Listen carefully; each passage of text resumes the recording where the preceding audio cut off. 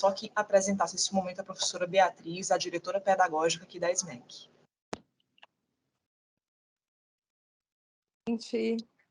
Boa tarde, com grande satisfação iniciamos mais uma palestra, hoje com o professor Eric Navarro, que já é prata da casa, né, Eric? Você já está aqui nos brindando com a sua ilustre presença, tanto presencialmente agora, em virtude de sua agenda de forma remota, o que é muito bom também, porque a tecnologia nos deu esse brinde, esse presente, de poder nos conectarmos, né, com a pessoa que está no Rio, enfim, no Brasil inteiro. Eu acabei de ouvir que a Elva está em Seattle, é isso? Depois ela vai falar para a gente. Acabou de me contactar. É isso? Que prazer, viu? Obrigada pela audiência, né? Para ele ficar muito feliz. Que bom, que bom. Bom rever amigos tão queridos. Eu queria realmente agradecer a presença de vocês. Nós tivemos um número recorde de inscritos e participantes nesse momento. A temática, né, que é a tecnologia, sistemas de justiça, tem sido uma pauta aqui para a gente na SMEC. Nós temos nos dedicado realmente a estudar sobre o assunto, e o professor Eric Navarro vem com todos os credenciais que dispensam aqui apresentações mais profundas. Eu vou pedir licença para fazer a leitura de um currículo resumido do professor Eric, que está disponível para vocês na plataforma da CAPES, certo? Mas o professor Eric Navarro é doutor em Direito pela Universidade do Estado do Rio de Janeiro, com um período de doutorado sanduíche na Harvard Law School. Ele foi visit também na Columbia Law School, é juiz federal na primeira instância no Rio de Janeiro, vice-presidente da Associação Brasileira de Direito e Economia e diretor fundador da The Future Society Brazilian Chapter, professor do curso ênfase, Instituto Jurídico, eu estou precisando de óculos, membro do Instituto Brasileiro de Direito Processual, professor e palestrante da Escola da Magistratura Federal e da SMEC, né? Já considero aqui como nosso professor. Gente, alguém está com o áudio ligado, né? Seguindo a recomendação aqui da professora Mariana, nossa professora coordenadora da pós-graduação, extensão e pesquisa. Quero realmente saudá-lo, professor, muito obrigada pelo tempo, pela disponibilidade de nos atender sempre. Eu queria agora passar a palavra ao nosso juiz coordenador, doutor Cavalcante Neto, para que ele também possa tecer as suas considerações, né? E para que todos vocês possam também conhecê-lo, porque o doutor Cavalcante, juiz aqui no estado do Ceará, assumiu recentemente a coordenação geral da Escola da Magistratura, e gostaria, doutor Cavalcante, passar a palavra ao senhor para que possa aqui congratular os nossos participantes e também ao professor Eric. Obrigado, Beatriz. Obrigado, Mariana. Muito boa tarde a todos. Ao professor Eric Navarro, falo em nome da escola para a gente não tomar mais o tempo do senhor e da nossa audiência, que está ansiosa para ouvir a sua fala, mas em nome da escola a gente quer agradecer pela gentileza de ter aceitado o nosso convite. A escola está sempre de braços abertos. O senhor traz para nós aqui um tema absolutamente do momento, que todo mundo tem uma série de perguntinhas aí na cabeça, e a gente sabe que o senhor vai trazer luz aí para algumas dessas perguntas e semear também a vontade de conhecer um pouco mais sobre esse assunto, que é da ordem do dia. Muito obrigado, não vou me alongar, e quero colocar mais uma vez a escola à disposição do senhor. Muito obrigado. Legal, bom, muito obrigado mesmo a todos e a todas. Eu saúdo as professoras Beatriz e Mariana, doutor Cavalcante.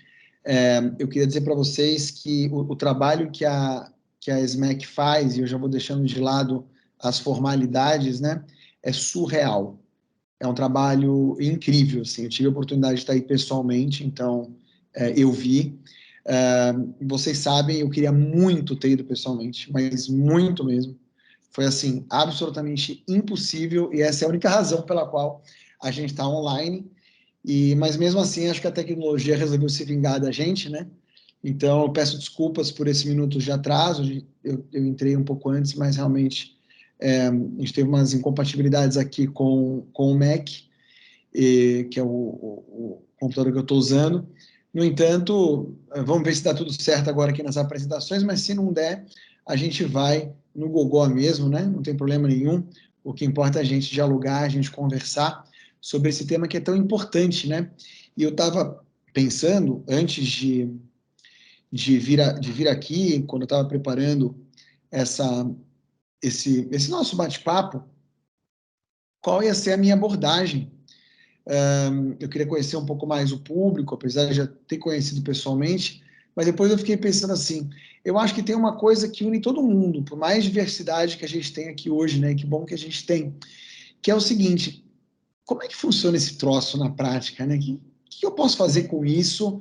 Por que de repente está todo mundo falando? Eu não sei se vocês se lembram, mas lá para 2016, 2017, todo mundo começou a falar em inteligência artificial. Aí depois deu uma parada e todo mundo começou a falar de blockchain, né, de criptomoeda. Aí deu uma parada e agora todo mundo voltou a falar de inteligência artificial. E aí vem o tal do chat GPT, não se fala em outra coisa, como isso pode ajudar a gente, como isso pode ser um problema. E a gente não tem assim tempo para ficar muitas horas conversando a respeito do assunto. Então, o que eu pensei em fazer? Eu pensei assim, como que eu posso tentar agregar algo que a maioria das pessoas, quando vão ler ou quando vão ouvir alguém falando a respeito desse assunto, não terão acesso. Mas, por outro lado, eu não queria só deixar uma coisa reflexiva, filosófica, né? Não que não seja importante. Hoje a gente tem praticamente uma matéria acadêmica que é filosofia da tecnologia, fundamental.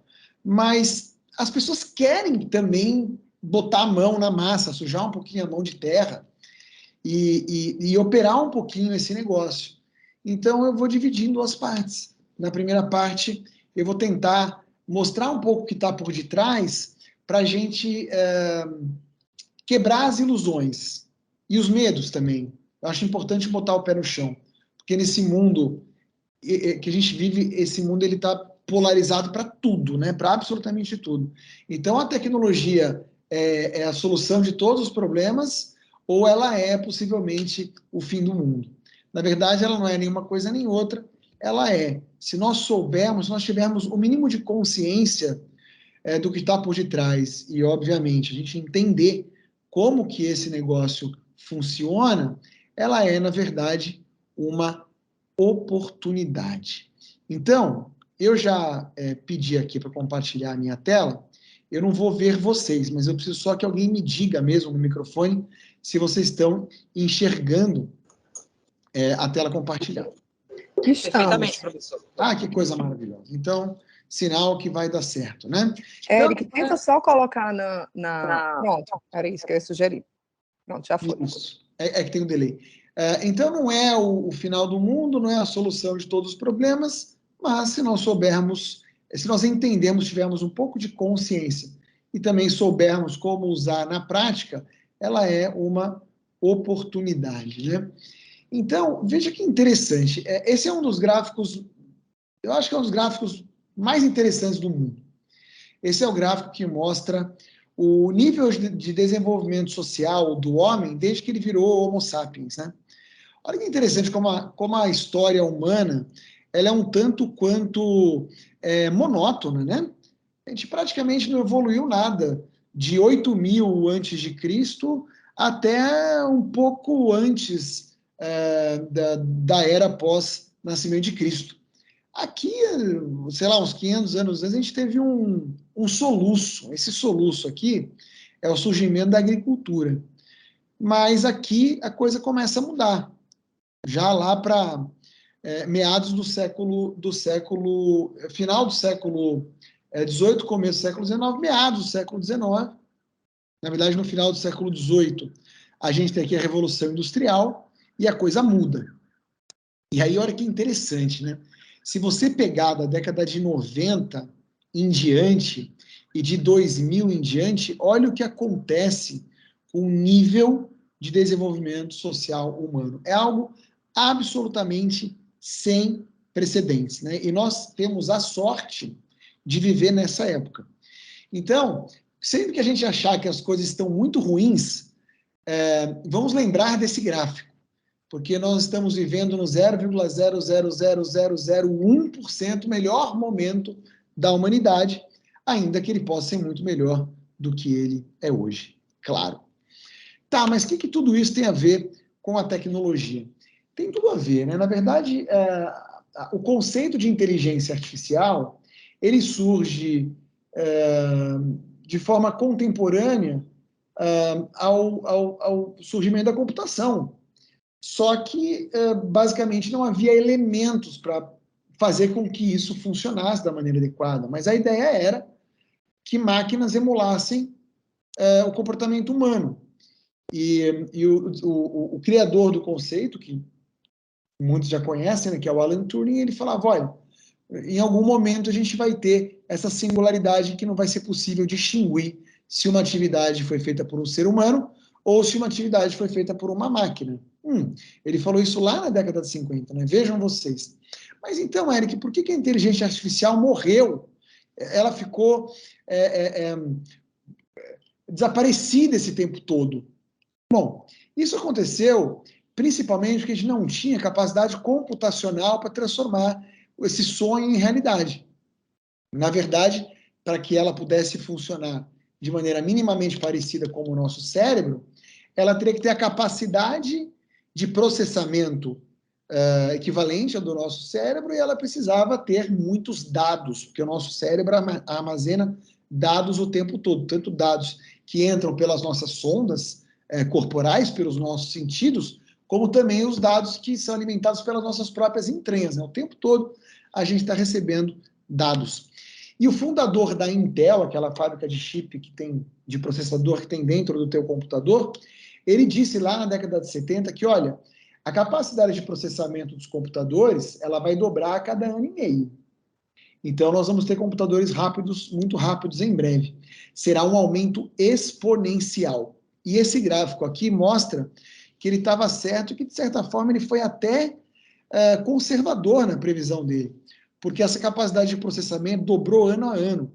Na verdade, a gente passou a diminuir o tamanho dos chips, e nos circuitos integrados passaram a caber cada vez mais chips. E como o elétron ele tem que viajar de um chip para o outro, se eu coloco mais chip, mais chip, mais chip, mais chip, mais chip, ele viaja mais rápido.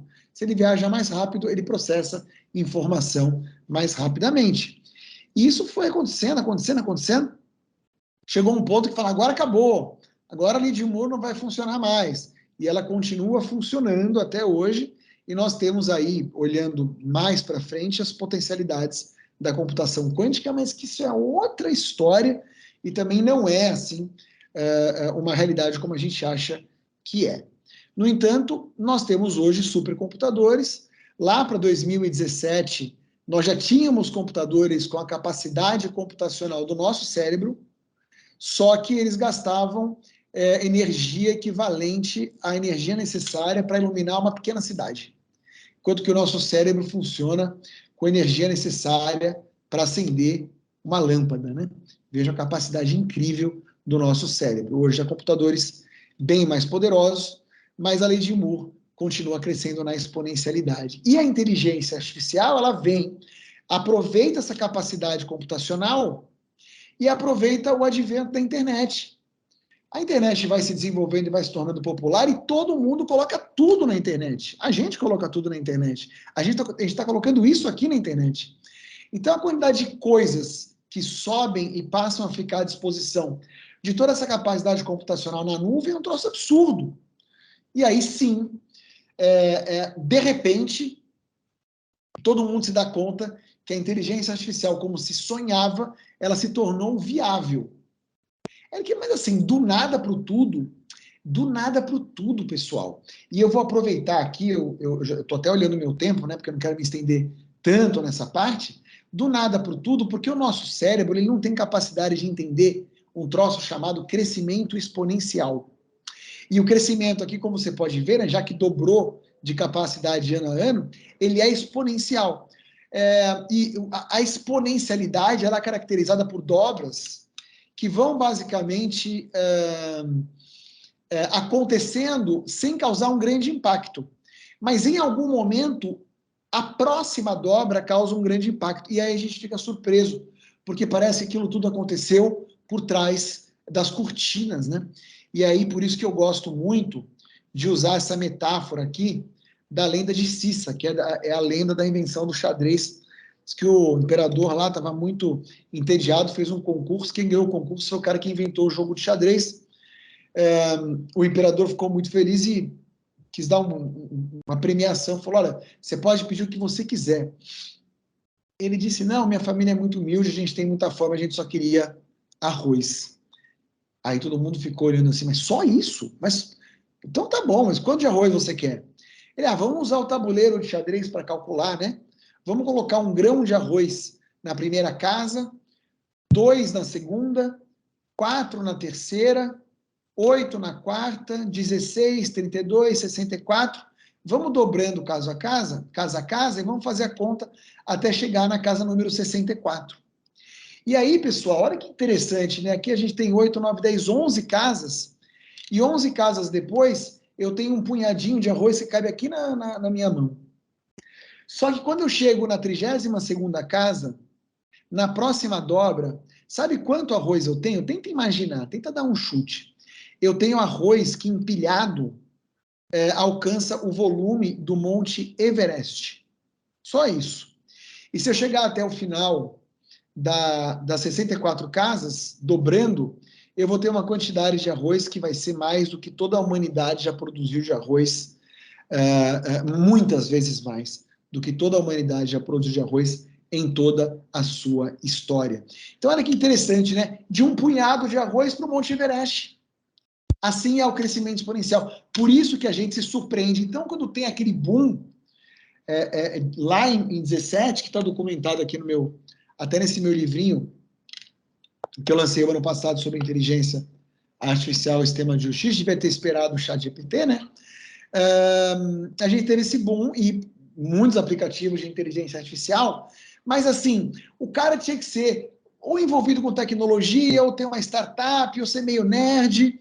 A verdade é que assim, nós ainda não nos sentíamos assim, muito à vontade para operar com isso. A gente queria usar equipamentos que tivessem uma inteligência embedada lá dentro, mas nós mesmos, assim, pegar um manche, né, com a mão e operar, não. Aí vem o ChatGPT, a gente fala, nossa, agora parece que eu estou falando com um ser humano. O que será que aconteceu, né? O que aconteceu foi que a gente não teve uma revolução tecnológica, vou pular esse slide, a gente não teve uma revolução tecnológica de 17 para cá. O que a gente teve foi um aprimoramento, mas os modelos de inteligência artificial, eles continuam os mesmos, prestem atenção. Esse modelo aí, ó, é de um paper do Google lá de 2017, que mostra como funciona o algoritmo de reconhecimento facial. O paper que inspirou o pessoal do OpenAI a construir o ChatGPT é um paper do Google de 2017. Então, é a mesma tecnologia aperfeiçoada, né? Você pode ter um carro que tem um peso, você pode ter um carro mais leve, você pode ter um carro com uma direção dura, você pode ter um carro com uma direção hidráulica, e assim vai. Mas, no fim das contas, o modelo continua sendo o que a gente chama de deep learning, né? Essas redes neurais que vão, na verdade, aprendendo por tentativa e erro. Como assim por tentativa e erro? Eu nunca entendi isso, Eric. Esse daí, ó, de reconhecimento facial, o programador ele diz assim, olha, eu vou inserir bilhões de fotos de rosto de pessoa aqui para você desmontar e tentar remontar. E depois você vai tentar reconhecer essas pessoas. Então, ele programa o que vai entrar e programa o que ele quer que saia. E aí, na primeira camada algorítmica, que é essa que você vê, né, logo de cara, esses rostos são completamente desconstruídos. Eles viram pedacinhos, assim, bem pequenos. E aí ele vai tentando juntar um com o outro. Né? E ele tenta por tentativa e erro mesmo. Então, de repente, ele está juntando um pedaço do queixo com um pedaço da sobrancelha. Mas ele percebe que não faz sentido. Aí, depois de milhares e milhares de tentativas que não fazem sentido, tem uma que faz. Aquela que faz, aquele caminho, entre aspas, neural, ele ganha um peso matemático maior. Isso vai sendo feito de maneira cada vez mais complexa, como você pode ver nas figuras em cinza aqui em cima, tá vendo? Primeiro é tudo muito primário, depois já são espaços maiores do rosto que passam a ser reconhecidos, né? E depois o rosto como um todo. Então, não se sabe exatamente quais foram os caminhos que deram certo aqui, mas foi com tentativa e erro. Sabe quem faz isso? Você. Quando está tentando, por exemplo, entender um julgado difícil, uma petição complicada, uma tese mais profunda, traduzir um texto num outro idioma que você não está conseguindo muito bem, mas em algum momento, quando você consegue, você percebeu que você conseguiu. Você diz assim, agora fez sentido. O teu cérebro estava buscando a resposta por vários caminhos neuronais. E, de repente, quando você diz eureka, né, fez sentido, ele joga uma carga de dopamina ali, e aquele caminho neural vai ganhar uma dose extra de uma série de componentes de neurotransmissores e ele vai ficar marcado no seu cérebro. Isso significa que você aprendeu. Para aprender mesmo e lembrar, ainda tem uns outros detalhes, mas esse é o caminho do aprendizado humano também. Então, a ideia é emular como funciona o cérebro, só que assim, do ponto de vista estatístico, pessoal, probabilístico. Então, não tem ali de trás uma consciência, né? Não tem ali o que a gente chama de teoria da mente, e principalmente não tem a relação corpo-cérebro, como diz o neurocientista brilhante Antônio Damasio. Mas em termos de capacidade de memória, de processamento, a inteligência artificial vai chegar muito longe. E ela está crescendo exponencialmente. Olha esse gráfico aqui é do professor Joshua Green, que é um neurocientista que estuda tecnologia. E ele diz o seguinte, ele fala que nós estamos mais ou menos aqui, entre a inteligência artificial, ela está entre capacidade de uma formiga e um pássaro, né? Mas ela está subindo rapidamente. Daqui a pouco ela vai chegar aqui, ó. Isso aqui é diferente de capacidade de um ser humano meio bocó para Einstein. Então ela vai atravessar e vai subir, é isso mesmo. Só que não é ser humano. Então, o que eu quero deixar claro, e por isso eu utilizei essa apresentação, é exatamente isso, né? Não é ser humano. E eu quero que vocês se lembrem disso para sempre. Por quê? Porque na hora que esse sistema se aperfeiçoa ainda mais, dentro desse modelo estatístico que eu estou falando para vocês, ele começa a fazer coisas que se parecem muito com o ser humano. Sabe como é que funciona, pessoal, o chat GPT? O chat GPT funciona da seguinte forma. Ele basicamente tenta prever estatisticamente qual é a próxima palavra que vem depois da palavra anterior. Só isso. Só que ele faz isso com tanta perfeição que ele parece um ser humano escrevendo. Ele trabalha com linguagem escrita. Ele parece um ser humano escrevendo. E a partir do momento que a gente identifica algo que parece humano, a gente começa a tratar isso como algo humano. Já repararam?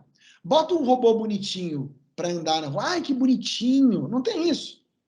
Isso aqui não é gente. Só que o nosso cérebro, ele não entende isso, porque o nosso cérebro tem duas formas de pensar. Uma forma rápida e uma forma lenta. E a forma rápida enxerga características humanas ali. Se eu agora pegar uma boneca que pareça uma pessoa, e hoje tem nessas bonecas, que são quase bebês perfeitos, colocar em cima de uma mesa e te der um martelo e falar, martela, esmaga a cabeça dessa boneca. Eu tenho absoluta certeza que só de pensar nisso você já se sentiu mal. Porque eu me senti mal falando. É só um pedaço de plástico. Eu poderia ter te entregue um bloco de plástico e você não teria esse sentimento. Então, um passo atrás para a gente lembrar que é só uma máquina, ainda que seja muito poderosa e, obviamente, ainda que esteja a nosso serviço. Então, pessoal, agora eu vou entrar nessa segunda parte, que é uma parte um pouco mais prática, em que, na verdade, o que eu quero é mostrar para vocês algumas características específicas do chat GPT e das inteligências artificiais generativas e como a gente pode usá-las na prática com responsabilidade e eficiência, e ética também, tá certo? Então, o que eu vou fazer agora? Eu vou precisar da ajuda de vocês. Eu entendo que eu não estou mais compartilhando tela, correto? É isso mesmo? A sua tela está aberta e aí acho que é o delay mesmo. Daqui a pouco ela vai fechar. Mas o que está aparecendo para vocês, por gentileza? Por enquanto está aparecendo imersão no chat GPT e aí tem 4 arquivos. Mas o imersão no chat GPT não está grande, não, na tela. Está grande, está em tela grande. Ah, então é isso que a gente quer. Vamos para a lista de arquivos. Mas não está em arquivos. Não está grande para vocês, vocês não conseguem ver. Está replicando a tela do seu computador, professor, a verdade é essa. Tá O que replicando. aparece para nós aqui é como se fosse uma pasta de arquivos. Tudo bem, mas assim, por exemplo, vocês enxergam? Bem, conseguem Sim, ver? a gente vê, mas não tem nenhum arquivo aberto. Está só a foto da pasta. Eu preciso que vocês consigam ler o que está no mapa mental. Por exemplo, aqui eu botei um slide em inglês. Ele aparece para vocês? Não aparece. Não está aparecendo esse slide, está aparecendo a lista de arquivos Ah, do entendi. seu computador. Você está compartilhando só a tela do computador e não a tela da apresentação. Certo. Então vamos tentar resolver esse problema. Vamos ver se vai.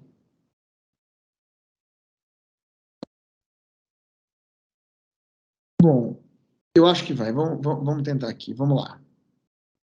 Imersão no chat GPT. Para mim aqui, ele quer acreditar que ele quer que eu acredite que ele está compartilhando, mas agora vai, eu acho, pessoal. Vê se foi. Continua aparecendo apenas a janela do Finder. No Finder. Isso. A gente está vendo a lista de arquivos. Chat GPT 4, comandos para o Chat GPT, e-book manual, práticas estratégicos, introdução. Não está aparecendo na janela da apresentação. Entendo. Era para aparecer aqui pelo meu Teams, ele disse que ele está compartilhando. Mas ele não está. Professor, seria esse arquivo em PowerPoint, é? É um arquivo em mapa mental. Professor, o senhor está O seu Teams não está sheet? mentindo, ele está compartilhando. Só que É o ele está sheet? compartilhando a coisa errada. Ele está compartilhando a lista de arquivos, ao invés de compartilhar o conteúdo de um dos arquivos, que é o que você quer. O Nas senhor opções abre de o compartilhamento, a gente pode compartilhar a tela, e aí se você tiver 2 telas e o arquivo estiver numa tela, ele pode estar compartilhando a outra. Ou a gente pode compartilhar a janela, e aí você escolhe direto o aplicativo onde você está abrindo o arquivo que você quer compartilhar. Então, eu na verdade tentei compartilhar a janela, porque quando eu clico aqui no compartilhar, estou clicando de novo, ele apresenta todas as telas que eu tenho, e aí eu escolho uma. O Teams tem esse problema, às vezes acontece ele não compartilhar a janela que a gente quer. Por isso que você coloca para compartilhar uma tela inteira, que aí ele nunca erra. Vê se vai agora. Acho que agora vai, quer ver só? Eu tenho quase certeza que agora vai dar certo. Eu acho que já sei o que aconteceu aqui. Pronto, professor. Deu, né? Agora sim. Ah, que coisa. Mapa mental na tela. Isso. Tudo isso, pessoal, faz parte de um plano pedagógico meu, sabe? Para mostrar que a tecnologia não é assim tão confiável quanto parece. Brincadeira, meus amigos. Olha, esse aqui é um resumo de um trabalho feito pela McKinsey o ano passado, explicando em quais áreas a inteligência artificial generativa pode ter mais impacto e como ela pode ter mais impacto. Na 4ª coluna, vocês vão ver ali, Risk and Legal, né? Então, ela vai dizer, tá em inglês, me desculpem por isso, mas ela vai dizer basicamente que ela é útil para rascunhar e revisar documentos legais, incluindo contratos e aplicações de patentes. E também para resumir e mostrar coisas importantes em documentos muito extensos, né? Qualquer juiz ou advogado vai se sensibilizar com isso, né? Quando a gente pega de um lado, né, ou como juiz ou como advogado, um processo grandão, a gente sabe o problema que isso significa. Bom, Mas, mesmo assim, existem um monte de desafios, né? Porque os processos, por exemplo, estão em PDF, né? As audiências, hoje elas são gravadas e tal, e o ChatGPT, ele é basicamente um troço de você botar texto e sair texto. É verdade. Mas nós temos hoje diversos outros aplicativos que envolvem inteligência artificial generativa, que são capazes, por exemplo, de extrair só o áudio de um vídeo, por exemplo, o áudio da audiência, transformar esse áudio em texto. Esses aplicativos, o texto fica meio ruim, mas se você pegar esse texto e colar no ChatGPT, já fica ótimo. E hoje, dentro do ChatGPT, na versão paga, existem uns certos plugins, né, que depois eu vou explicar o que são, mas como se fossem aqueles aplicativos de iPhone, sabe? Da iPhone, da Apple Store, ou como é que chama, do Google Store, tem a Plugin Store do ChatGPT. Você baixa lá, agora tem de tudo, e cada vez aparecem mais coisas, e tem alguns, por exemplo, que leem e transformam em texto aquilo que está em PDF. Então, você pode baixar ali páginas e páginas de processo para fazer um monte de coisa, inclusive resumir. Então. Bom, mas como é que eu vou fazer isso tudo, né? Uma vez que eu cheguei lá no ChatGPT, como que ele funciona, como é que eu sei se eu posso confiar nele? Como a gente não tem muito tempo, eu vou focar nisso, tá, pessoal? Pense no ChatGPT como um colega de trabalho que você lidera, tá? Quais são as características desse colega de trabalho que você lidera? Olha, esse é um colega de trabalho muito peculiar. Muito peculiar. A primeira coisa que ele faz ele é muito criativo. Ele é muito criativo. Mas, como toda pessoa que é muito criativa, às vezes ela alucina. Ela inventa coisas com uma confiança danada. Né? Porque ela é criativa. Quando a gente faz um trabalho criativo, se eu faço uma pintura, eu não estou, por exemplo, necessariamente reproduzindo uma paisagem do jeito que ela é. Né? Como é que é um quadro de Picasso, né? Todo desconstruído. E ela mente bastante também. A outra característica desse seu colaborador, que você lidera, lembre-se disso, é que ele é um generalista. Ele sabe de tudo um pouco, mas ele precisa muito de um especialista comandando ele. E o especialista é você. É por isso que, se eu, Eric, for usar o ChatGPT para descobrir coisas de medicina, possivelmente eu vou passar vergonha se eu estiver falando com médicos. Mas, se eu domino, ou se eu tenho uma boa noção sobre um tema jurídico, aí o ChatGPT já vai ser mais útil. Por quê? Porque eu vou saber fazer as perguntas corretas e eu vou ter uma avaliação crítica das respostas. Né? Nós não estamos aqui entre engenheiros e o pessoal de exatas, né? Mas é bom saber que ele ainda não é muito bom em matemática, mas ele vai melhorar e já está melhorando bastante. E para as pessoas que trabalham com desenvolvimento de software, ele é um ótimo codificador. Ele também é um ótimo verificador de plágio, mas ele não é um bom verificador de plágio dele mesmo, ou seja, ele não consegue dizer se um texto foi gerado pelo ChatGPT. Quando vocês começarem a usar, vocês já vão entrar na maldade que eu já entrei. Para pessoas que simplesmente fazem um recorte e cola do que o ChatGPT gerou, tem um cheirinho de ChatGPT que eu já consigo sentir. É muito curioso.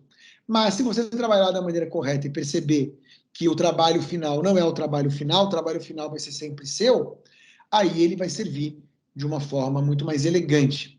Outra coisa muito bacana é que esse nosso amigo generalista, ele é capaz de assumir vários papéis. Né? Ele pode usar aqui o chapéu de engenheiro, o chapéu de arquiteto, o chapéu de advogado tributarista, o chapéu de juiz, o chapéu de civilista, desde que você diga qual chapéu você quer que ele use. E algo muito interessante, né? É interessante no âmbito da justiça, mas mais interessante ainda no âmbito da advocacia, ele é poliglota.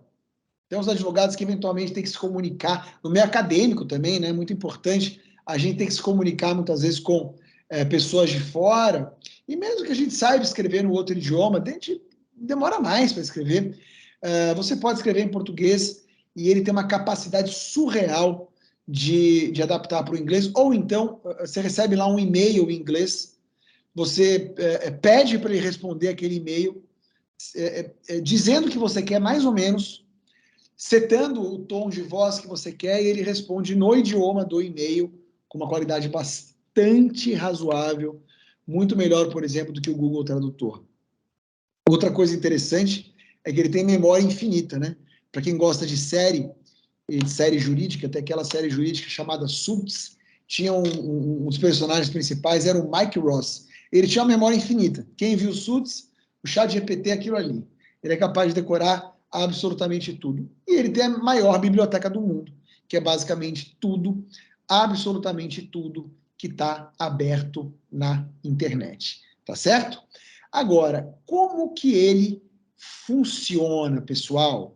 Como que ele funciona? Eu vou tentar abrir aqui a outra aba, que é a aba do ChatGPT.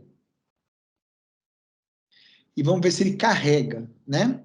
Ele carregou. Eu preciso que alguém fale, porque eu não estou vendo vocês. Vocês estão vendo ele aberto aqui, por gentileza? Sim. Sim. Olha que coisa legal. Eu recebi um e-mail aqui, esses dias, enfim, de um setor lá da Universidade de Harvard me pedindo determinados documentos que, na verdade, eu já tinha encaminhado, né? Então, eu fiz um teste.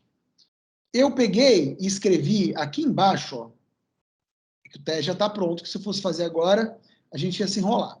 Mas eu escrevi aqui embaixo, nesse espaço, nessa barra, isso aqui que eu vou ler para vocês. O texto abaixo é o e-mail de Harvard, e eu escrevi errado, tá vendo? Escrevi meio rápido. Corando. Na verdade, é cobrando. Cobrando alguns documentos que devem ser mandados pelas faculdades que eu frequentei, os chamados transcripts. Preciso responder em inglês, no mesmo tom de voz, também está escrito errado, que, conforme os anexos demonstram, as faculdades enviaram os documentos oficiais diretamente para Harvard no endereço de e-mail indicado. Eis o texto do e-mail que eu gostaria que você respondesse. Aí eu catei o e-mail que me mandaram e colei aqui também. Tá vendo? Ó? Dear Eric, this is a reminder, blá, blá, blá, blá, blá, blá, blá, blá, blá. E aí, ele simplesmente respondeu. Eu dei um enter, tá? Eu dei um enter e ele respondeu.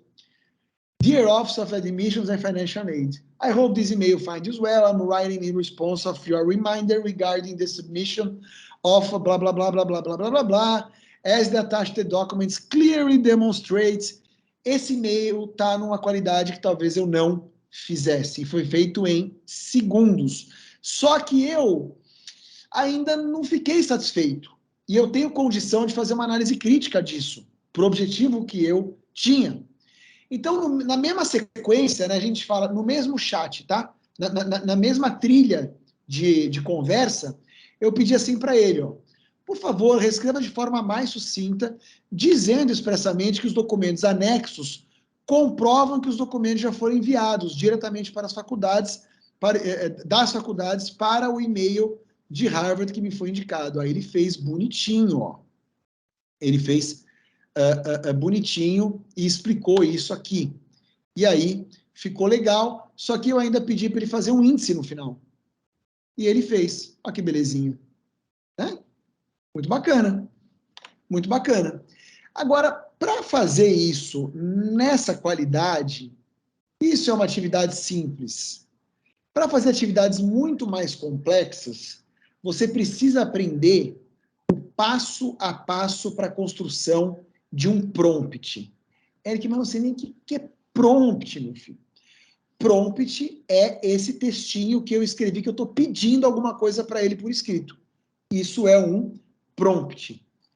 A qualidade do prompt é tão importante que estão chamando agora as pessoas que são muito boas em prompt de engenheiro de prompt. O cara é capaz de fazer tudo. A galera do marketing digital está voando. A galera que precisa produzir conteúdo, né? Professor também está indo bem. Nós temos aqui alguns professores. Deixa eu mostrar um troço que eu fiz aqui, também para fazer um teste. Eu falei assim, será que ele consegue criar para mim uma apostila bem básica sobre devido processo legal, por dar para os meus alunos, ou transformar em e-book, distribuir gratuitamente pela internet, coisa e tal?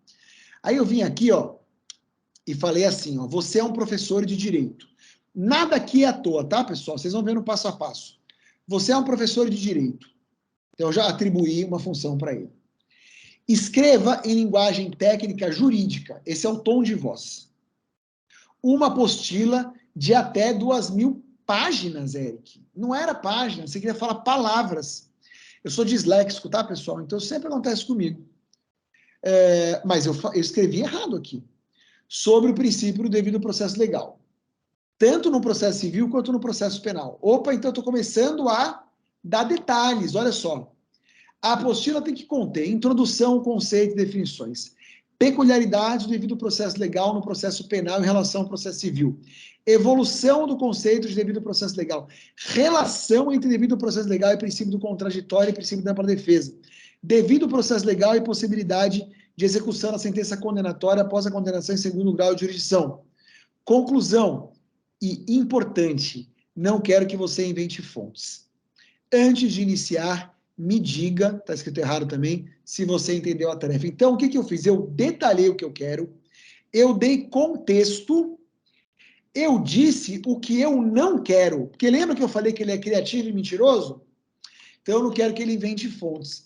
Primeiro, porque ele está carregado com dados só até 2021, pessoal. Então, se tiver uma coisa de 2022, 2023, nesse modo aqui, ele não vai pegar. E ele é péssimo para fontes. Ele inventa artigo, ele inventa precedente, ele inventa. Significa que eu não posso perguntar? Não, mas você precisa checar as fontes, tá? E aí eu botei aqui, ó, antes de iniciar, me diga se entendeu a tarefa. Estou checando para saber se ele entendeu. A hora que ele disse, entendi a tarefa. Só que como eu errei no prompt, eu pedi 2.000 páginas, ele falou, não posso 2.000 páginas. Mas eu vou fazer aqui um índice de uma apostila para você. E aí ele fez o índice, olha que bacana. A introdução, ele botou 3 tópicos, capítulo 1, 3 tópicos, capítulo 2, 3 tópicos, capítulo 3, eu não vou ler aqui para não demorar, mas está bem razoável, tá? Aí o que eu fiz? Eu virei para ele e falei assim, você poderia mantendo os mesmos parâmetros já indicados para essa tarefa? Então ele lembra, essa é uma característica da inteligência artificial generativa, desde que você não crie um chat novo, tá? Você poderia desenvolver os 3 pontos do capítulo 5 em até 3 parágrafos cada um? Qual que é o capítulo 5? Eu queria que ele falasse da questão da execução da sentença condenatória após a condenação em segundo grau de jurisdição. Aí ele vem e faz, pessoal, e faz bem bacana, mas ele diz que depois de muito debate, o Supremo decidiu que é possível a prisão em segunda instância, a execução da sentença após a condenação em segunda instância. Por quê? Porque ele só vai até setembro de 2021. Se você fizesse essa pergunta há um mês, né? Um mês atrás, ele nem daria o disclaimer aqui, ó, até setembro de 2021. Agora ele está dando o disclaimer. Antes ele não dava, tá? Antes ele não dava. No entanto, se eu vier aqui, ó, nem era para mostrar isso para vocês hoje, que é muita informação, mas eu não resisto, né? Deixa eu ver aqui meu tempo, como é que tá. A gente demorou um pouquinho, né? Então vai passar só um pouquinho, prometo, mas é por causa do atraso. Se eu criar um chat novo aqui, ó, e o meu chat GPT é o pago, tá? É $20 por mês, dá mais ou menos uns R$100. Então ele já tem umas funcionalidades aqui a mais. Se eu abrir um chat novo, ele vai me dar aqui, ele está abrindo meio lento, mas ele vai me dar aqui a possibilidade de eu escolher uma modalidade nova, que não existia até semanas atrás, né? Coisa evolui muito rápido. Até semanas atrás para o chat GPT, que é escolher aqui, ó, dentro do chat GPT-4, ele vai me apresentar a possibilidade do browse. Tá vendo aqui, ó? O que é o browse, pessoal? Se eu ativar o browse, ele vai utilizar o buscador da Microsoft, que não é o Google, é o Bing, mas é bom também. e ele vai pesquisar na internet em tempo real, em qualquer idioma. Então, imagina, eu gosto muito de neurociência do aprendizado, imagina que eu diga assim para ele, olha, eu queria saber o que tem de novo, que foi descoberto de novo em neurociência do aprendizado e que tenha saído em revistas de renome, como a Nature e a Science. E aí ele vai me dar. Aí não vai ter o problema da fonte. Por quê? Porque ele está indo em tempo real. E ele vai... Eu defini aqui as revistas, né? Mas se eu fizesse um corte, por exemplo, temporal, ele ia pesquisar em qualquer revista de qualquer lugar do mundo, em qualquer língua. Mas ia me trazer a resposta em português. E ia me trazer a fonte, ó, tá? Eu fiz isso, tá? Ele trouxe da Nature e da Science. Ele trouxe os estudos e ele trouxe as fontes. Se eu botar o mouse aqui, ó, eu já posso ir direto para o artigo para checar. Não é fantástico? Bom, mas, Eric, para fazer isso, eu tenho que saber fazer um bom prompt, né? Tem. Por isso, a gente tem esse passo a passo do prompt, que é bem grande, mas você não vai usar todos eles para todos os prompts, mas você pode usar como se fosse, por exemplo, um checklist, né? Então, se quiserem depois, quando forem reassistir, vocês podem printar essa tela, ou podem tirar foto da página, ou também, se tirarem foto, quiserem colocar na internet e me marcar, eu compartilho o post de vocês lá no Instagram, né? A gente tem que espalhar a palavra, pessoal, porque a gente tem que esclarecer as pessoas. Então, o que você tem que ter na tua cabeça quando você vai fazer um prompt? Escolha o papel e a área de atuação. Eu sou um juiz federal, estou julgando um processo de responsabilidade civil por vícios ocultos no imóvel da Caixa Econômica Federal. Especifique o tom de voz. Quero falar com você em linguagem formal, porque estou construindo uma sentença. Defina o formato. Você quer o quê? Uma dissertação? Você quer uma petição? Você quer bullet points? Eu quero uma breve dissertação em parágrafos curtos e objetivos, por exemplo. Defina o receptor. Se você for advogado, diga, estou escrevendo para o juiz. Ou às vezes está escrevendo para um cliente, né? Está respondendo um e-mail de um cliente. Está captando um cliente. Diga o objetivo com clareza, com riqueza de detalhes. É aqui onde o pessoal derrapa. Porque as pessoas começam a achar que é mágica, né?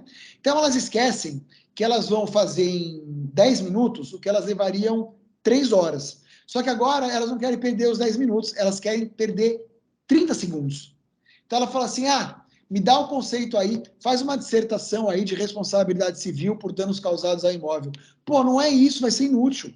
Ele vai me dar uma resposta super genérica, né? Agora, se eu perguntar nesse tipo de processo, quais são os parâmetros ideais para configuração de danos morais e tal, quando acontece isso, aquilo, aí talvez ele me dê uma resposta um pouco mais precisa que vai me ajudar.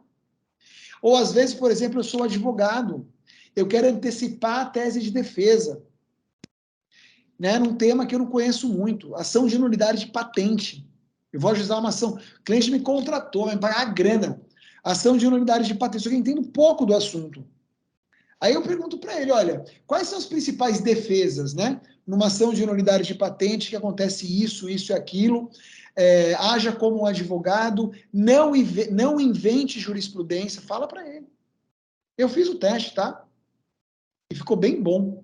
Eu tenho ele aqui pronto, mas não vai dar tempo de mostrar. Então é muito importante também dizer o que você não quer. Defina um número de palavras, né? Defina um formato, a gente já falou. Diga o que você não quer, eu não quero que você invente fonte, não quero que você invente jurisprudência, e mesmo assim, às vezes, ele vai lá e inventa, tá? Aí você vai checar. Às vezes você fala assim, esse julgado que você falou não existe. Ele fala, me desculpa, eu me equivoquei, mas tem esse outro aqui. E às vezes o outro não existe também. Então ele é ruim de fonte, a não ser que você use a modalidade do browsing, tá certo? Valida o entendimento, como eu botei ali no prompt, entendeu a tarefa, né? Outra coisa bacana, às vezes é legal, pessoal, pedir pontos de vista. Ao invés de você só pedir um lado, peça os dois. Olha, me dê os argumentos favoráveis e contrários a esse tema, para te dar uma visão mais ampla. Isso é bem bom, tá? Ajuda bastante. e forneça o máximo de contexto possível. Aqui é onde você vai perder tempo, aqui é onde você vai escrever um prompt desse tamanhão, mas só que isso vai gerar um texto maravilhoso, que você vai perder menos tempo corrigindo e vai ganhar muito mais tempo lá na frente. Lembra, né? Gastar um pouquinho de tempo no presente vale a pena, você ia gastar muito mais se não tivesse ChatGPT.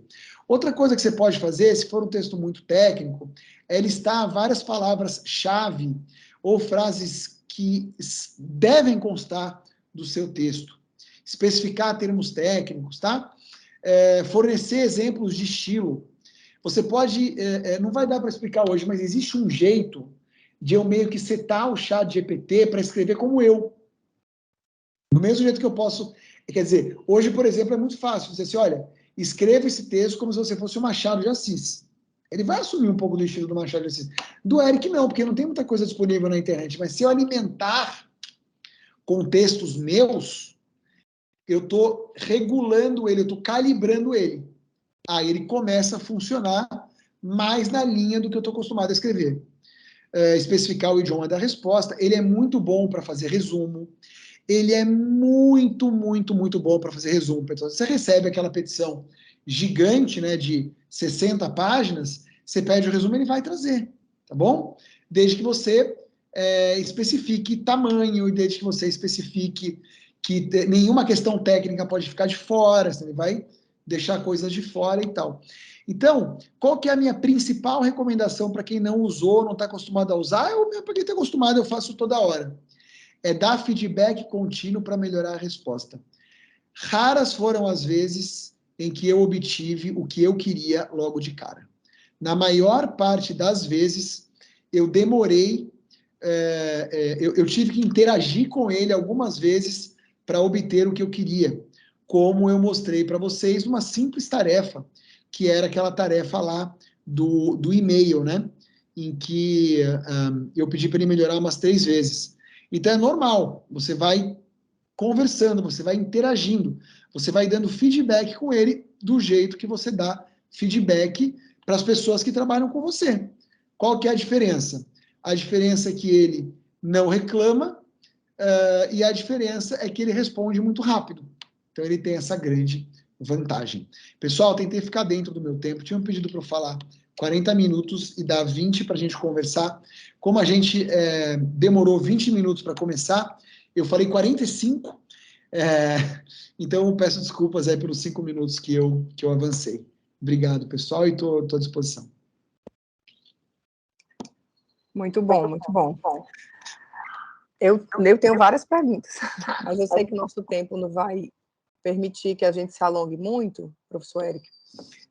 Temos várias perguntas no chat, depois eu gostaria de direcionar algumas para você, de forma que você pudesse responder através de e-mail, enfim, a gente pudesse encaminhar para o nosso participante. Obrigada, né, aos que estão aqui interagindo. Eu tenho uma pergunta. Posso, gente? Vou fazer aqui, vocês coloquem no chat se faz sentido. Qual a minha questão? Você apresenta o ChatGPT como um instrumento interessantíssimo de apoio, tá? Uma das perguntas foi se seria possível, eventualmente, escrever um TCC, certo? Um trabalho de conclusão de curso, utilizando o ChatGPT. Você já mostrou aí alguns caminhos, tá? Mas nós temos uma discussão agora, inclusive, de ordem ética, né? Se seria possível, né, aos serventuários de justiça, de uma forma geral, a utilização do chat. A gente já viu, inclusive, a aplicação de uma multa em relação ao advogado, já vimos um problema lá na Colômbia, de um magistrado que usou o chat, e vimos também que a Itália, recentemente, decidiu por, entre aspas, banir o ChatGPT. Eu queria ouvir você quanto a isso, quais são as suas perspectivas para o uso dessa ferramenta, dessa IA generativa, que, obviamente, tem vários fatores positivos. Tá? Já estão pedindo uma segunda palestra. Pode ser, já vamos deixar agendado aí para um futuro próximo. É isso, acho que, Eric, os meus primeiros questionamentos, só para a gente não deixar em aberto, se eventualmente alguém quiser, também pode colocar aqui, eu tento ler, mas as demais perguntas que já foram feitas, como estão registradas, eu vou encaminhar para você depois, tá? Com a Mariana e a nossa equipe, estão pedindo para ser presencial a próxima palestra. Eu gostaria muito também. Seria então, ótimo. Então, já fica aqui de pronto agendado. Bom, para a gente não fugir muito aqui do horário, se for possível você responder a essas indagações, se fizer sentido para você. Claro, obrigado, Beatriz. Olha, faz todo sentido, né? Na verdade, essa é a grande discussão. E dá para a gente responder isso com viés ideológico, dá para tentar responder de jeito mais técnico, dá para tentar responder pela intuição. Acho que todos esses caminhos têm que ser explorados, de modo que é uma pergunta que daria... Eu não diria que daria uma aula, acho que daria um curso em que todos nós estaremos aprendendo juntos, porque não há uma resposta para isso. Então, em primeiro lugar, eu tenho que trazer essa premissa, né? Eu vou tentar ser o mais técnico possível, mas, obviamente, eu ainda sei muito pouco e, obviamente, eu não consigo também separar a minha visão de mundo daquilo que eu vou falar. Então, com grãos Salles para todo mundo, na hora de ouvir também, obviamente, depois trazer novas considerações. Esse é o típico tema que merece o debate, porque é no debate que esses consensos vão sendo construídos. Mas o jeito que eu vejo aí, o jeito que eu enxergo tecnologia, normalmente é pelo âmbito da eficiência. Ética inclusa na eficiência, né? Então, o que não é ético também não é, de certa maneira, eficiente. A gente já usa inteligência artificial sem perceber há muito tempo para muitas coisas.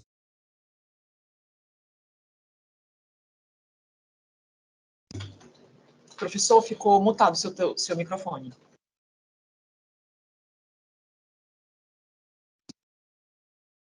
Nossa, que estranho. Eu não...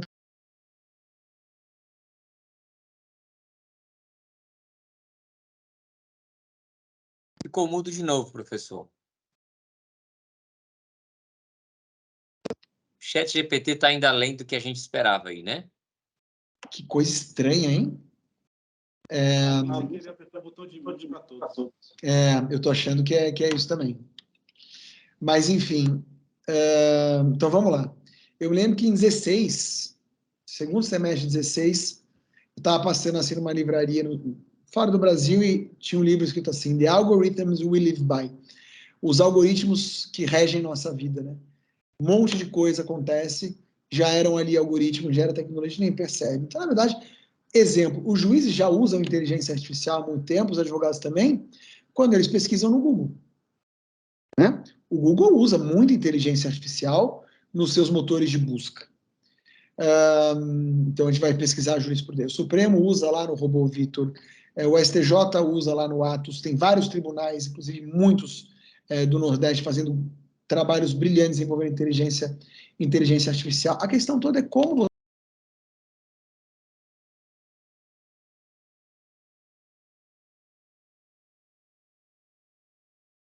De novo, professor Eric, não estamos te ouvindo. Nossa, por que será que isso está acontecendo? Uma das questões que eu coloquei no livro foi exatamente essa, assim. Por exemplo, vamos falar de uma tecnologia fora do direito. Vamos falar de uma tecnologia na área de medicina. Vamos falar de ressonância magnética. Quando você vai fazer ressonância magnética, tem um operador da máquina que tem um curso para operar aquela máquina e junto com ele naquela salinha tem um médico. Aquele médico fez residência em radiologia, ele se formou médico, depois ele fez quase que uma outra faculdade, que é a residência em radiologia, para poder operar aquela máquina. Então, o grande problema é a capacidade do operador. Né? Então, por isso que é muito importante capacitar as pessoas para que elas usem da forma correta. Então, a gente já usa um monte de coisa. A questão toda é, a gente sabe usar? A gente sabe o que a gente está usando? Como a gente está usando? Então, eu vou responder de maneira aberta, porque eu acho que realmente essa é uma questão em aberto. Mas, assim, eu acho que usando da maneira correta, a gente pode usar para praticamente tudo. Eric, mas eu posso fazer um TCC? Acho que você começou falando do TCC ou de uma dissertação, não me lembro bem. Eu acho que você não pode fazer um TCC inteiro, mas ele pode servir como motor de arranque. Do mesmo jeito que antigamente, por exemplo, o sujeito tinha que ir numa biblioteca e ficar mofando lá, espirrando naquele bolor todo, para pegar um monte de livro e tentar encontrar os textos que ele precisava para fazer pesquisa. Poxa, eu admiro muitos autores antigos, porque tem obras tão incríveis, né?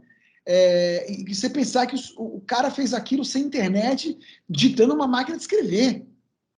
Pô, quando eu fiz minha tese, eu pesquisei, eu tinha textos do mundo todo no meu computador. Eu baixava aquilo ali. Eu procurava a palavra-chave, né? Então, utilizar como motor de arranque para temas que você não sabe, eventualmente melhorar um texto, eu acho que isso vai ser natural. Do mesmo jeito que a gente usa um carro para chegar mais rápido onde a gente quer, a gente não é obrigado a andar a pé, a gente vai usar a tecnologia. Vai ter o efeito colateral? Vai. Por exemplo, carro gera poluição. Agora a gente está preocupado com isso, já que a gente está chegando mais rápido nos lugares e que a gente tem poluição demais, a gente tem os carros elétricos. Então, acho que é um processo. Esse processo merece algum nível de regulação, mas eu acho difícil justificar um estrangulamento, como foi feito na Itália, por um motivo de economia. Economia que eu falo de economia mesmo, ciências econômicas, né? Que é o seguinte, tá bom, você não vai usar, vai ser teoria dos jogos, todos os outros vão usar e todos os outros vão simplesmente passar por cima de você e o seu país vai ficar para trás e aí você vai deixar de ter um problema para ter uns 15. É isso que vai acabar acontecendo. Então, é assim, de novo, né? Desculpa não responder de maneira fechada, mas tentar encaminhar pelo menos uma discussão a respeito do assunto. Mas a sensação é essa mesma, de que nós precisamos ainda dialogar de forma mais profunda, mais latente, por isso mesmo que na SMEC a gente tem fomentado muito a troca a partir desse conteúdo. Eu estou vendo aqui que a gente já está com o tempo já esgotado. Professora Mariana, para suas considerações finais, nossa coordenadora, parabenizá-la pelo engajamento aqui. Nós tivemos, durante toda a palestra, mais ou menos 250 espectadores, professor Eric. Para a gente é uma felicidade, porque o estado do Ceará tem dimensões territoriais bastante consideráveis, então eu tenho certeza de que a gente pôde abraçar todos os servidores e magistrados do Tribunal de Justiça, além de um público externo, como alunos de graduação, pós-graduação, de instituições de ensino aqui de Fortaleza, do Ceará de uma maneira geral, e também de profissionais na área jurídica e outros interessados no assunto. Professora Mariana, por favor. Muito obrigada, tá? Minha professora Beatriz Rosa, nossa diretora pedagógica, doutor Francisco Anastácio Cavalcante, nosso juiz coordenador aqui da Escola da Magistratura. Eu queria só agradecer imensamente pela presença. O professor Eric está tratando sobre um tema que é extremamente relevante, para que essa audiência que a gente teve agora é uma das maiores, porque o tema é extremamente instigante, é necessário. Para alguns é um pouco mais novo, para outros, né, é mais da rotina de trabalho, é do dia a dia, mas mesmo assim causa imensa repercussão. E por isso que a gente agradece a sua disponibilidade de tempo, professor, o seu cuidado em trazer esse material, né, e sua atenção para com a Escola da Magistratura. Eu agradeço a todos. E para indicar aqui, a gente teve muitas perguntas, muitas. E aí, pelo adiantado da hora, como realmente não tem condição da gente colocar todas aqui, eu vou encaminhar para o professor Eric, estão todas registradas aqui. Gente, o professor Eric é extremamente acessível, é de uma gentileza ímpar. Então, por essa gentileza, eu vou passar depois para o professor Eric, e assim que ele tiver disponibilidade de tempo, ele atenderá certamente essas perguntas. Tá? Muito obrigada, professor. Obrigado, de verdade, foi um prazer. Me mande sim, porque eu tenho certeza que vou aprender, já lendo as perguntas, vai gerar diversas reflexões. A gente vai melhor quando a gente estiver aqui de novo. E dizer que a única frustração é realmente não estar presencialmente, mas não faltará a oportunidade. Então, de verdade, obrigado a todas e até a próxima, né?